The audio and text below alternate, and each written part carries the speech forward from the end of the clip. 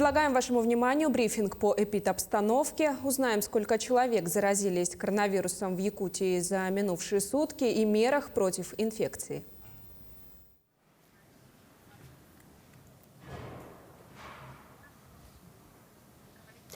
Ольга Валерьевна, здравствуйте. Расскажите, пожалуйста, о текущей ситуации. Уважаемые жители Республики Саха-Якутия, текущая санитарно-эпидемиологическая ситуация по новой коронавирусной инфекции, исходя из течения протекания штамма омикрон новой коронавирусной инфекции, является стабильной. За последние сутки госпитализировано 28 человек, или 6,7% от общего количества выявленных случаев за сутки, как 415 случаев. При этом необходимо обратить внимание, что 23% случаев выявлено в городе Якутске, 77 в районах. Сегодня мной проведен оперативный штаб с главами муниципальных образований как руководителями оперативных штабов на необходимость соблюдения непосредственно норм относительно граждан, правил поведения граждан по масочному режиму и по социальной дистанции. Лечение у нас в стационарах проводится 1,6% больных, в амбулаторных условиях 88%. Мы продолжают, наши медики, выздоровление. Значит, за сутки выздоровело 524 человека. До 15% случаев, к сожалению, еще пока коронавирус связан со штаммами Дельта, который вызывает достаточно тяжелые формы заболевания. Все зарегистрированные сегодня у нас больные, находящиеся на больничных койках, они являются невакцинированными. В связи с этим обращаем внимание на необходимость все-таки вакцинации против новой коронавирусной инфекции и на соответствующую вакцинацию детей, которые сегодня у нас на настоящий момент подлежат вакцинированию. Соответствующая вакцина всех видов и «Спутник», и «Спутник Лайт», и, соответственно, Ковивак в районах республики и в поликлиниках республики являются. Наши больницы возвращаются к плановой помощи, практически все, свернуты практически все стационары, кроме стационаров экстренной помощи и стационара специализированной Якутской республиканской клинической больницы. Сейчас мы возвращаемся и делаем упор на позицию тогда, когда основную нагрузку на себе понесет Якутская республиканская клиническая больница. Соответственно, поликлиники будут возвращаться в режим плановой помощи. Все соответствующие лекарственные препараты на настоящий момент продолжают находиться на мониторинге ежедневном Министерства здравоохранения Республики Саха-Якутия. И, соответственно, также на мониторинге находятся и лекарственные препараты, находящиеся в аптеках. Уважаемые жители Республики Саха-Якутия, мы благодарим вас за то, что вы всегда были достаточно такими внимательными участниками нашего брифинга оперативного штаба. Сегодня принято решение о том, что формат брифинга оперативного штаба переходит в формат лишь только очного, и режима брифинга только в том случае, когда у нас будет экстренная информация или информация, которую необходимо нам будет с вами донести. На настоящий момент продолжает у нас работать коллективный центр 122, обработано 312 входящих звонков. Врачами Центра дистанционной аудиоконсультации проводятся аудиоконсультации, их 21. И продолжают работать волонтеры нашей республики.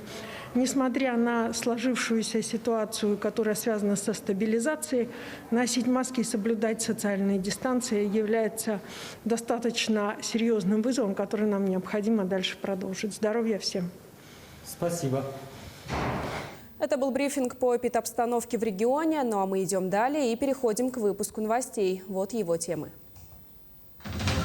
Россия возобновила авиасообщение с Китаем и Индонезией, но пока рейсов туда нет ни у одной авиакомпании.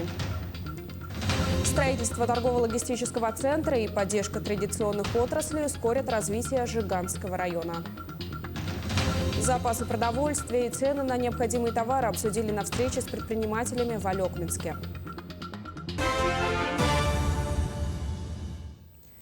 Россия возобновляет авиасообщение с Китаем и Индонезией. Соответствующее решение принял оперативный штаб по борьбе с коронавирусной инфекцией в конце февраля. Пока что решение носит технический характер. Ни одна авиакомпания не сообщила о планах по открытию рейсов между странами. Авиакомпании Российской Федерации, Китая и Индонезии смогут совершать каждая по 3 полета между странами. Так, открыты для авиакомпаний воздушной линии Москва-Денпасар с частотой 3 рейса в неделю. Турция не будет присоединяться к санкциям ряда стран Запада против России из-за специальной операции на Украине. Об этом сообщил министр иностранных дел Турции Мевлют Чавушоглу на дипломатическом форуме в Анталии. Он подчеркнул, что санкции не решат проблему. Закрыть воздушное пространство Турция не может в соответствии с Конвенцией Монтрео. Это юридическое обязательство. В Нюрбинском районе внимательно следят за ценами на продукты питания первой необходимости. Каждый понедельник и четверг проводят мониторинг цен в магазинах Нюрбы. В целом резких повышений не наблюдают. Для дальнейшего контроля роста цен и завоза продовольственных товаров создана рабочая комиссия. На последнем совещании говорили о проблемах с поставками, но район в свою очередь озвучил готовность выделить средства и обеспечить завоз продуктов в ближайшее время. Острых проблем с запасами на складах нет.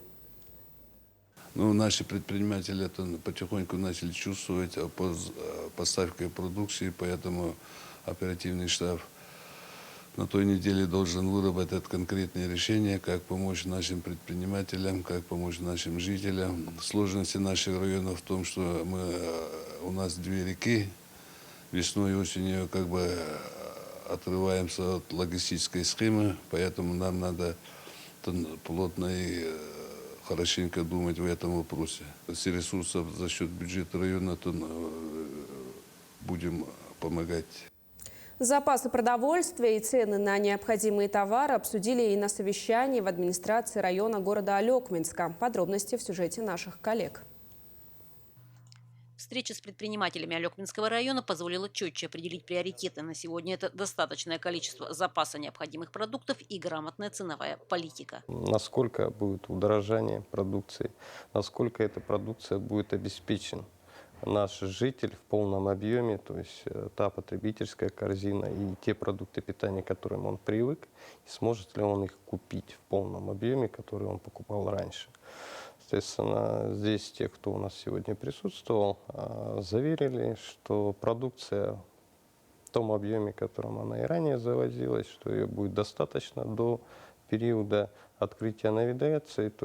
Предприниматели отметили, рост цен идет от производителя. Соответственно, раньше или позже это скажется на исходнике. Цены уже начали расти. Мы вынуждены корректировать их ввиду очень большого роста на некоторые виды продуктов питания. Коррекция идет с учетом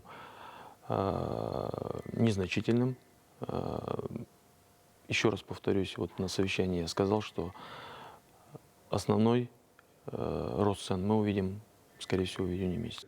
Алекминский район имеет свою специфику в логистике. Это значит, формирование запасов должно производиться заранее. На сегодня запасы есть. Ажиотажный спрос пока такой явно не наблюдается. По поводу запасов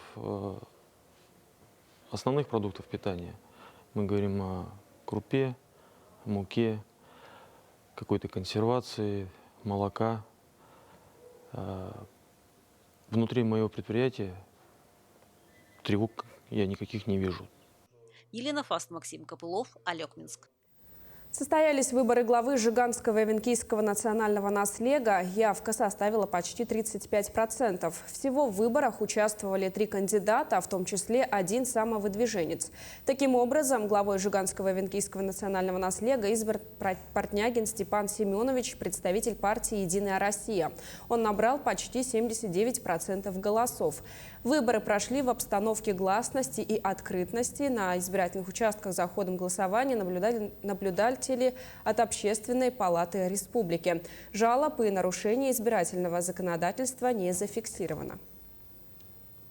Строительство торгово-логистического центра и поддержка традиционных отраслей ускорят развитие Жиганского района. Председатель правительства Якутии Андрей Тарасенко, вице-премьер Сергей Местников и руководители министерств рассмотрели вопросы социально-экономического развития района. Уже в этом году в Жиганске начнется строительство торгово-логистического центра Якутопторг. Это позволит снизить цены на базовые продукты питания. Также будет прорабатываться вопрос создания фактории, то есть жители смогут смогут получить возможность сдавать продукцию хозяйственной деятельности напрямую в торгово-логистический центр. Обсудили и вопрос строительства оптоволоконной линии связи протяженностью 393 километра. Также особое внимание было уделено Центру подготовки рабочих кадров «Арктика», где реализуется программа среднего профобразования. Золотую сваю новой больницы установили в Чурапчинском районе. Это стало возможным благодаря федеральной программе «Модернизация первичного звена здравоохранения». Это будет поликлиника на 350 посещений в смену. Медучреждение включает взрослую и детскую поликлинику, женскую консультацию, стоматологию, дневной стационар на 10 коек, терапевтическое отделение на 23 койки, отделение реабилитации и хозяйственный блок. Там разместят скорую помощь, гараж, склад и аппарат МРТ. Жители района долго ждали этого дня. Строительство нового больничного комплекса завершат в 4-м квартале следующего года. Особенно радует чурапчинцев появление нового кабинета компьютерной томографии. Жители Якутии могут освоить азы наиболее требуемых профессий бесплатно. Краткосрочные курсы проводит Центр опережающей профессиональной подготовки. В этом месяце Центр предлагает углубиться в изучение профессии информационной технологии. Так, курсантов научат разрабатывать дизайн сайтов, создавать фирменный стиль, выполнять индивидуальные проекты. Учеба проводится в дистанционном формате в онлайн-режиме. Общая продолжительность курса составляет 72 часа. После завершения учебы выдается сертификат. Уже завтра начнутся первые занятия. Как мы видим, что сейчас мир очень быстро меняется, и мы знаем, что каждое событие меняет то или иное направление, поэтому мы для школьников дали тот момент, чтобы они включились в IT-направление, где они могут написать те или иные языки программирования, просмотреть какие-то именно программные обеспечения по анимации, по созданию каких-то рисунков, графических рисунков. Рассматриваем несколько программных обеспечений. И также здесь мы каждый, можно сказать, учащийся может найти свою нишу. Оставайтесь на Якутии 24, не переключайтесь.